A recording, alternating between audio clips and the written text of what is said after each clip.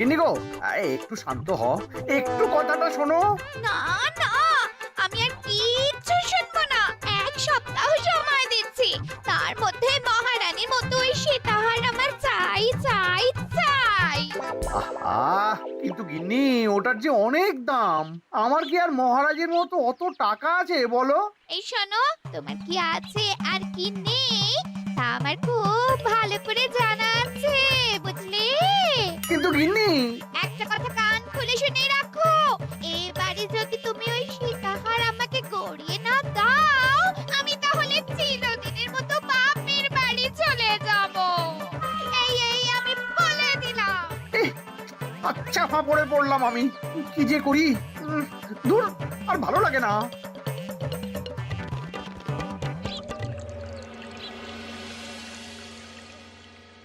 আজকে তোমাদের সকলের কাছে আমার একটা প্রশ্ন আছে। বলুন মহারাজ। আচ্ছা, ধরো তোমরা যদি এ রাজ্যের লোক না হতে, অন্য কোনো রাজ্যের হতে, তাহলে তোমাদের কাছে কৃষ্ণনগর কেমন মনে হতো? মহারাজ, এক কথায় বলতে গেলে সমৃদ্ধ শক্তিশালী রাজ্য। বেশ, তা হঠাৎ এমন প্রশ্ন মহারাজ? আসলে বেশ কিছুদিন ধরেই আমি একটা কথা ভাবছিলাম। ঈশ্বরের দয়ায় আমাদের সবই আছে, তবু রাজ্যকে আরো শক্তিশালী ও অন্যান্য রাজ্যের সাথে সুসম্পর্ক বজায় রাখা একটা রাজধর্মে পড়ে। ঠিক বলেছে। ঠিক বলেছেন। বলি, তুমি কি এসব কথা কখনো ভাবো মন্ত্রী? হ্যাঁ, মানে আগে রোজ না, কিন্তু কখনো সখনো বোধহয় ভেবেছিলাম। কবে শুনি? ইয়ে, ওই তো কিছুদিন আগে, ওই সেদিন। এটা ঠিক কোন সেদিনের কথা বলছেন মন্ত্রী মশাই? যেদিন আকাশে ওই দুটো সূর্য উঠেছিল? তোমাকে সবকিছুতে ফোড়ন কাটতেই হবে না গোপাল, হ্যাঁ? কি আর করি বলুন, আপনার কষ্ট যে আর সহ্য হয় না। যাই হোক, মুদ্রা কথা হলো, এসব কথা মাথায় রেখে এখন আমাদের কিছু করা উচিত। কিন্তু কি করা উচিত সেটা আমি ঠিক বুঝতে পারছি না। এই একটা করে রসগোল্লা খাওয়ালে কেমন হয়? এই, তুমি থামবে? মহারাজ, আমার কাছে একটা উপায় আছে। 10 দিনের একটা মিলন মেলার আয়োজন করলে কেমন হয়? খুব বাজে হবে। একটা মেলা কত ঝামেলার কাজ সেটা বোঝো? একেই কত খরচ, তার উপর আবার অনেক লোক। মোটেই না, এটা তো দারুণ বুদ্ধি দিয়েছো গোপাল। এমন কিছুই তো চাইছিলাম। দূর, আর সবকিছুই আমার বিপক্ষে মনে হয়। দিনটাই খারাপ, আমি বরং চুপই থাকি। তাহলে সবাই শোনো, 1 সপ্তাহ পর কৃষ্ণনগর এক বিরাট বড় মিলন মেলার আয়োজন করছে, আর তার জন্য লোকজনকে নিমন্ত্রণ করার কাজ দেখবে গোপাল। যথা আজ্ঞা মহারাজ। আর মন্ত্রী, ভালো করে শুনে রাখো, মেলা প্রাঙ্গণ সাজানো, ঠিকঠাক নিরাপত্তা, এসব তোমার দায়িত্ব। আচ্ছা, কিন্তু বলছিলাম যে সবকিছু ভালো করে করতে গেলে খরচও তো। ওসব নিয়ে তোমাকে চিন্তা করতে হবে না। যত খরচই হোক আমাকে বলো, আমি দেব। আরে বাস, তো দারুণ ব্যাপার। এই ফাঁকে যদি কিছু আমারও লাভ হয়ে যায়, তাহলে গিন্নির গলার হারটার কিছু একটা করতে পারবো। বেশ, তাহলে প্রত্যেকে নিজেদের কাজ শুরু করে দাও।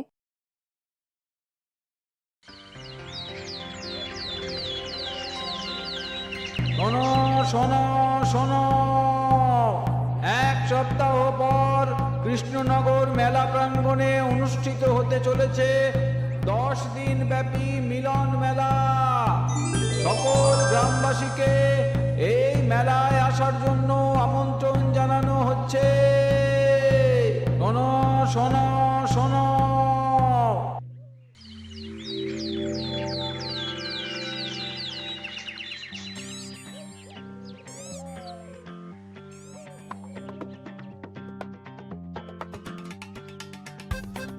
বাহ বাহ বাহ, ঠিক যেমনটা চেয়েছিলাম তেমনটাই হয়েছে। আর এসব কিছুর জন্য আমি গোপালকে ধন্যবাদ জানাতে চাই। কি যে বলেন মহারাজ, এই কৃষ্ণনগর তো আমার নিজেরই পরিবার। সেসব আমরা খুব ভালো করেই জানি গোপাল। আদিক্ষেতা একেবারে উতলে পড়ছে। এসব দেখে গা জ্বলিয়ে যায়। তোমার এই এত ভালো বুদ্ধি দেওয়ার জন্য আমি তোমাকে 50টি স্বর্ণমোহর উপহার দিতে চাই। এটা কি হলো? এরকম হলে কিন্তু আমি খেলবো না। কেন মন্ত্রী, তোমার আবার কি হলো? আমিও তো মেলার আয়োজন করেছি, তাহলে গোপাল একা কেন উপহার পাবে? সে তো মেলার জন্য অনেকেই কাজ করেছে, কিন্তু আসল বুদ্ধিটা তো দিয়েছে গোপালই। মন্ত্রী মশাইয়ের বোধহয় খুব হিংসা হচ্ছে। ঠিক আছে মহারাজ, আপনি বরং এই উপহার সকলের সাথে ভাগ করে দিন। না গো, কোনো ভাগ চাই না। তোমার উপহার তুমিই রাখো। যত সব।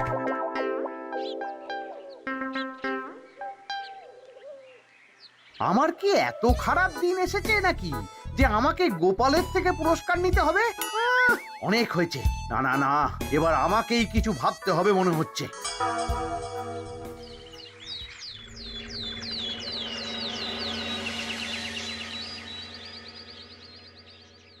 আমার আমার সব শেষ হয়ে গেল গো, সব শেষ হয়ে গেল। এবার এবার আমার কি হবে? মহারাজ, মহারাজ কিছু একটা করুন, মহারাজ কিছু একটা করুন। চিন্তা করো না, আমি দেখছি। যারা দোষী তারা শাস্তি পাবেই। কি শুরু হলো বলো তো হঠাৎ করে? এত বড় বড় চুরি ডাকাতি হয়ে গেল, অথচ কেউ কোনো টেরই পেল না। হ্যাঁ মহারাজ, আসলে রাতের বেলা যখন সবাই ঘুমিয়ে থাকে তখন এই চুরি ডাকাতিগুলো হয়, তাই কেউ কোনো শব্দ পায় না। ভালো করে অনুসন্ধান করো, যে বা যারা এই কাজ করছে তাদের যত তাড়াতাড়ি সম্ভব ধরে ফেলতে হবে, নইলে তো আমাদের প্রজাদের অনেক ক্ষতি হয়ে যাচ্ছে। হ্যাঁ মহারাজ, আপনি কোনো চিন্তা করবেন না। কোথায় আনন্দ করে সব প্রজারা মেলা ঘুরবে তা নয়, আবার এই উটকো ঝামেলা। একটা কথা বলছি, কিছু মনে করবেন না। আসলে এই ঝামেলার কারণ হলো গোপাল। আমি ঠিক জানতাম কোনো না কোনো ভাবে আপনি আমাকে দোষ দেবেন। সত্যি তো, এসবের সাথে গোপালের কি সম্পর্ক? ওরই তো সম্পর্ক আছে মহারাজ। মেলা শুরু হলো আর তার সাথে চুরি ডাকাতিও। আর যদি গোপাল মেলার বুদ্ধিটা না দিত তাহলে রাজ্যে এত চুরি ডাকাতিও বাড়তো না। মানছি মন্ত্রী মশাই, মেলার বুদ্ধিটা আমার, কিন্তু মেলার নিরাপত্তা রক্ষা তো আপনার দায়িত্ব ছিল। যদি মেলা থেকেই এই ঝামেলা শুরু হয় তাহলে তো আপনার কাজেও ফাঁক আছে। মুখ সামলে কথা বলো গোপাল। আহ, তোমরা একটু থামবে? এখন নিজেদের মধ্যে ঝামেলা করার সময় নয়। সবাইকে একসাথে কাজ করে আসল চোর ডাকাতদের ধরতে হবে, তারপর বোঝা যাবে কার দোষ ছিল আর কার নয়। আগে মহারাজ।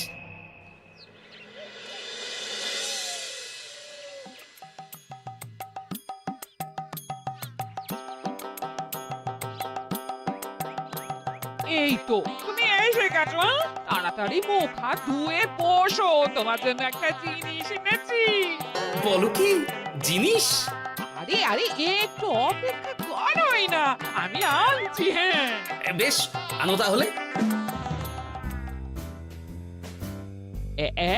এই নাও, খাও। মিষ্টি দই। হ্যাঁ গো, খেয়ে দেখো তো কেমন। দারুণ সুন্দর স্বাদ তো গিন্নি। কোথা থেকে এনেছো? ভালো, মেলা থেকে এনেছি। ও জানো, বিনা পয়সায় গো। বিনা পয়সায়? তা কে দিল শুনি? আরে সুজন দইওয়ালা, বড় ভালো ছেলে। শুধু আজ নয়, ও রোজই মানুষকে ভালোবেসে না বিনা পয়সায় দই খাওয়ায়। হ্যাঁ বাবা, বেশ অবাক করা কাণ্ড। আসলে সুজনের দেশের বাড়িতে অনেক জমি জমা, গরু মোষ আছে। ও তাই বলে ওর টাকা পয়সার নাকি কোনো দরকার নেই, তাই ও বিনা পয়সায় খাওয়ায়। হ্যাঁ বুঝলাম। বাবা, খুব ঘুম পাচ্ছে এখন। ও গিন্নি, শোনো না, আমি বরং একটা ঘুম দিই এখন, বুঝলে? তুমি বরং বিকেলে আমায় একটু ডেকে দিও, ওর কাজ আছে। আচ্ছা বেশ। তোমাদের জন্য সেটাই ভালো, কারণ এমনিতেই মহারাজ চোর ডাকাত ধরার জন্য প্রহরীর ব্যবস্থা করছে পুরো রাজ্যে। না না না, সে নিয়ে আপনি চিন্তা করবেন না।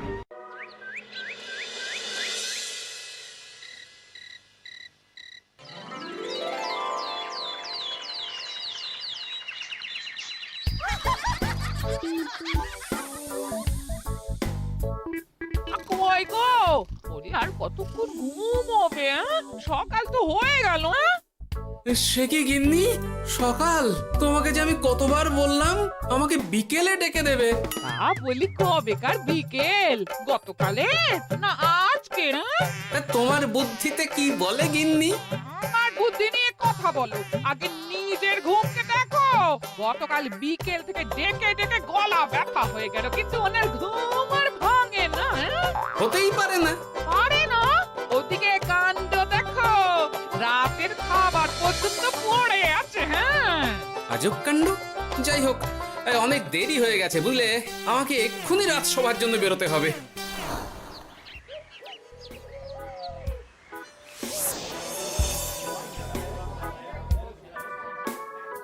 বাবা, এত ভিড় কি আছে এখানে? একটু কাছে গিয়ে দেখি তো। সত্যি সত্যি ভাই সুজন, তোমার হাতে জাদু আছে।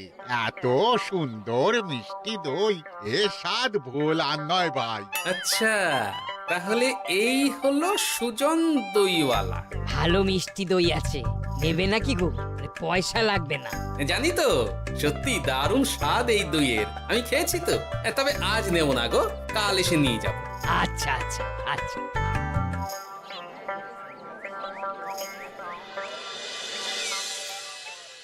আর কোনো নতুন খবর পেলে ওই ডাকাতদের ব্যাপারে? না মহারাজ, এখনো ঠিক ধরতে পারিনি। ওরা বোধহয় বুঝতে পেরে গেছে যে আমরা খোঁজ করছি। মহারাজ, আমার মাথায় একটা নতুন বুদ্ধি এলো। রাতের বেলা করে সব বাড়িতে পাহারা দেওয়া শুরু করলে কেমন হয়? সব চুরি তো রাতেই হচ্ছে। আরে, এ তো দারুণ বুদ্ধি। কিন্তু মহারাজ, আমাদের রাজ্যের প্রহরীরা রাতের বেলা কি করে পাহারা দেবে? কেন কেন, কি সমস্যা? অনেক সমস্যা আছে। তাদের শরীর খারাপ হতে পারে, তার চেয়েও বড়, রাত জেগে থাকলে দিনে তারা সকলে ঘুমোবে, তখন পুরোটাই বেকার হবে। কিচ্ছু বেকার হবে না মন্ত্রী মশাই, আমাদের প্রচুর সেনা আছে, তাদের সকলকে দায়িত্ব ভাগ করে দিলেই হয়ে যাবে। তুমি বেশি বোঝো। গোপাল তো কিছু ভুল বলেনি মন্ত্রী, আমরা পাহারা বাড়াবো। আমি আজই সব সেনাদের সাথে কথা বলছি। সেনাপতি, তুমিও এই ব্যাপারটা একটু দেখো। যথাজ্ঞা মহারাজ।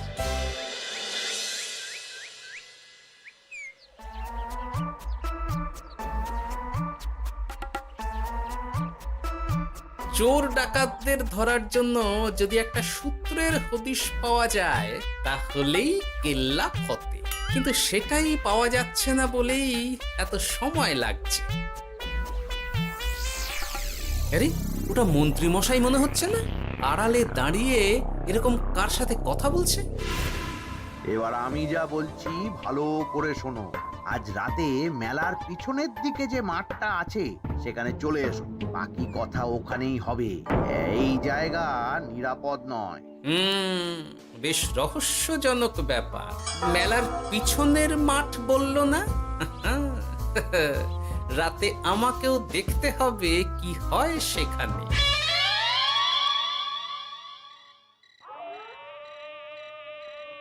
উফ, কি মশা রে বাবা! কখন থেকে দাঁড়িয়ে আছি, মন্ত্রী মশাইয়ের পাত্তা নেই কেন?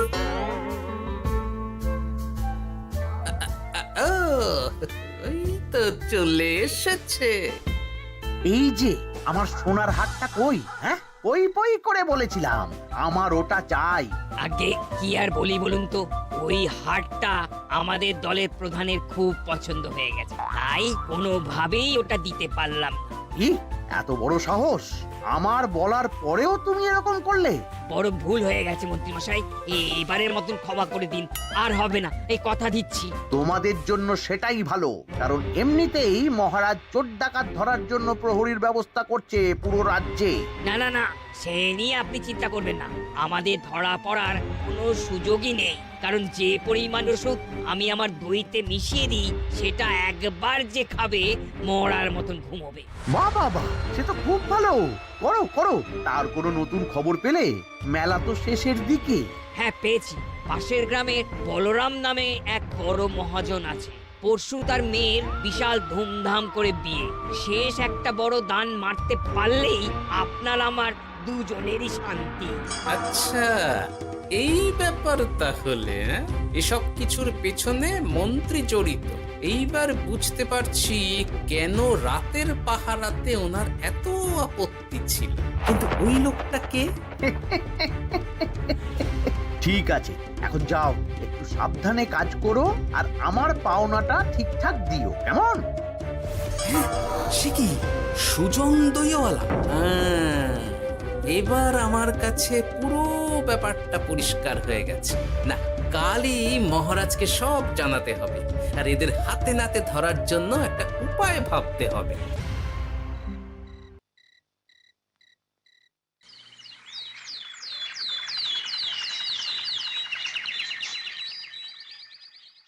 আরে এসো এসো, তোমার জন্যই তো অপেক্ষা করছিলাম। কি এমন জরুরি কথা আছে যে একান্তে দেখা করতে চাইলি? কোন মুখে বলি মহারাজ, সর্ষের মধ্যেই যখন ভূত তখন আর কি। মানে একটু খুলে বলো তো কি হয়েছে? আমাদের রাজ্যের এই এত বড় বড় চুরি ডাকাতির পিছনে কারা আছে সেটা আমি জানতে পেরে গেছি মহারাজ। হ্যাঁ, এ তো দারুণ খবর। তাহলে আমরা এখানে কি করছি? এখনই তাদেরকে গিয়ে বন্দি করি? না মহারাজ, আমাদের হাতে কোনো প্রমাণ নেই, তাই ওইভাবে বন্দি করতে পারবেন না। কেন বলো তো, কারা আছে পেছনে? সেটা আপনি নিজের চোখেই দেখে নেবেন পরে। তবে এটা জানিয়ে রাখি, আমাদের মন্ত্রী মশাইও যুক্ত আছেন। কি? আমাদের মন্ত্রী? এত বড় বিশ্বাসঘাতকতা! আমি এখনই নিজের হাতে ওকে বন্দি করতে চাই। না না না না মহারাজ, সেটা করলে বাকি ডাকাতদের ধরতেই পারবেন না। তাহলে উপায়? আমি জানতে পেরেছি এই ডাকাতদের পরের নিশানা হলো পাশের গ্রামের বলরাম মহাজনের বাড়ি। বলরাম মহাজন? কাল তোর মেয়ের বিয়ে, আমাদেরও তো নিমন্ত্রণ আছে সেখানে। তাহলে তো আরোই সোনায় সোহাগা। শুনুন মহারাজ, আমার মাথায় দারুণ এক বুদ্ধি এসেছে। সে কি? হ্যাঁ, আপনি কোনো চিন্তা করবেন না, আমি শুধু যা বলছি সেটা করুন, বাকিটা আমি সামলে নেব। তবে দেখবেন যেন মন্ত্রী মশাই এসবের কিচ্ছুটি টের না পায়। বেশ বেশ বেশ।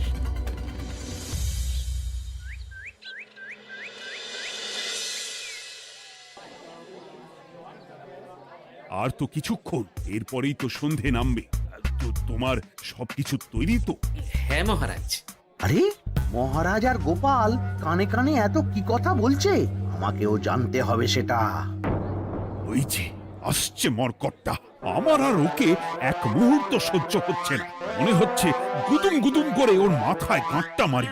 শান্ত হন মহারাজ, দয়া করে শান্ত হন আর একটুখানি, তারপর আপনি মন্ত্রী মশাইয়ের সাথে যা ইচ্ছে করবেন।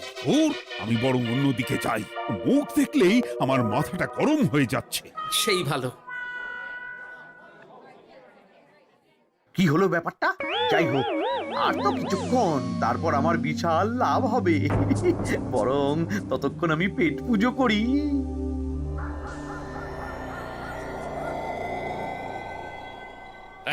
যা যা দামি জিনিস আছে সব দিয়ে দে।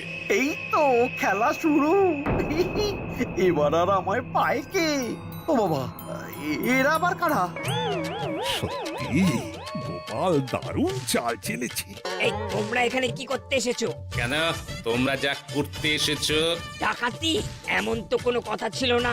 কার দলের লোক তোমরা? মন্ত্রী মশাইয়ের দলের লোক। এই রে, কি বলছে সব? কোথায় কোথায়? এই মন্ত্রী মশাই, এই কি বলছে এরা?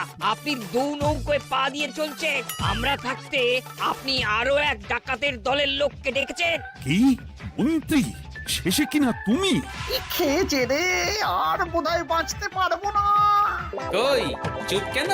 বলুন, মন্ত্রী মশাই সোনার হার ডাকাতি করে আপনাকে দেওয়ার জন্য এখানে ডেকেছেন। কি সোনার হার? আমাকেও তো একই কথা বলেছে। আপনি আমাদের থেকে খবর নিয়ে অন্য দলকে কাজ দিয়েছেন। না না, মিথ্যে কথা। কিসের মিথ্যে? আপনি ছাড়া তো আর কেউ জানতো না এখানের কথা। না গো, আমি শুধু তোমাদেরকেই কাজ দিয়েছি একদম শুরু থেকে। আর কোনো ডাকাতের দলকে আমি চিনি না, আমি তো নিজেই প্রথম শুনছি। মন্ত্রী, লজ্জা করে না তোমার? তুমি আমার প্রজাদের এইভাবে ঠকাচ্ছিলে। ইয়ে মানে মহারাজ আমি আসলে অনেক হয়েছে মন্ত্রী মশাই, আপনি ধরা পড়ে গেছেন। প্রহরী, বন্দি করো সবাইকে, আর মন্ত্রীকেও। আমাকে ক্ষমা করে দিন মহারাজ, আমি ইচ্ছা করে এটা করিনি। আসলে আমার গিন্নি কদিন ধরেই মহারানীর সীতাহারের মতো দেখতে হার বায়না করেছে। তার জন্য তুমি নিজেদের লোকেদের থেকেই চুরি করবে? আর কি করব বলুন, এক সপ্তাহের মধ্যে হার না দিলে বাড়ি ছেড়ে চলে যাবে বলেছে। তাই আমি এখন আপনি যেটা করেছেন সেটা যদি আপনার গিন্নি জানতে পারে তাহলেও বাড়ি ছেড়ে চলে যাবে। শাস্তি তো তোমাকে পেতেই হবে মন্ত্রী। আয়, কে আছো? শোনো, মন্ত্রীকে মুখে কালি মাখিয়ে গাধার পিঠে বসিয়ে সারা রাজ্য ঘোরাও, এটাই ওর যোগ্য শাস্তি। আর গোপাল, তোমার বুদ্ধির প্রশংসা করতেই হয়। তোমার পুরস্কার আমি কাল রাজসভায় দেব।